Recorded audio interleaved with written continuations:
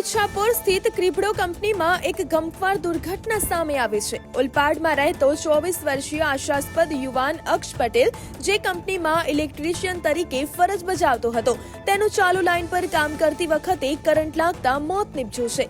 પરિવારનો આક્ષેપ છે કે કંપનીએ કોઈ પણ પ્રકારના સેફટી સાધનો આપ્યા વગર અક્ષ પાસે કામ કરાવ્યું હતું। એકના એક દીકરાના મોતને પગલે પરિવાર શોકમાં ગરકાવ થયો છે અને જવાબદારો સામે કડક કાર્યવાહીની માંગ કરી છે। ઈચ્છાપુર પોલીસે આ મામલે તપાસ તેજ કરી છે।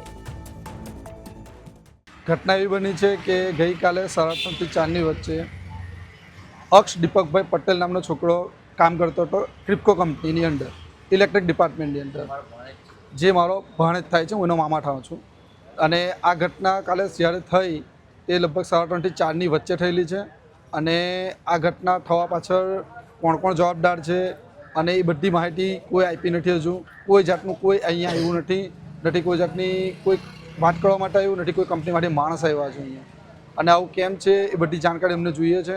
બીજું, હવે અક્ષ ઇલેક્ટ્રિક ડિપાર્ટમેન્ટમાં કામ કરતો હતો, એ 20 થી 30 ફૂટ ઉપર ચડીને કામ કરે છે, તો ત્યાં એને સેફ્ટીનું શું ધ્યાન આપવામાં આવ્યું? વિધાઉટ હાર્નેસ એ વ્યક્તિ કઈ રીતે ઉપર ચડે છે?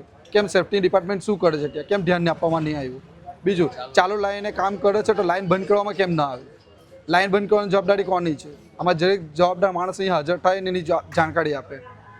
અને બીજું, જે કંપનીમાં આ બધું થાય છે તો કંપની કેમ આવી જવાબદારી લેવા તૈયાર નથી? ગઈકાલે 4 કલાક 6 કલાક રાહ જોયા પછી કંપનીમાંથી એક માણસ આવે છે અને તે બી એવું કહે છે કે કંપની એના માટે જવાબદાર નથી।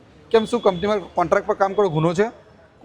કંપનીને કોન્ટ્રાક્ટ પર કામ કરીએ એટલે બસ ખાલી કોન્ટ્રાક્ટરની જવાબદારી, કંપનીની કોઈ જવાબદારી નહીં, તો કંપનીને કામ કરવાનો શું મતલબ છે? આટલી મોટી કંપની છે તો કંપનીના આટલા નાના માણસો કામ કરે છે તો એની જવાબદારી કંપનીની કઈ રીતે નથી? અને આ વિધાઉટ સેફ્ટી કામ થાય છે તો સેફ્ટીનું ધ્યાન આપવાનું કોણ? કંપનીની જવાબદારી બને ને?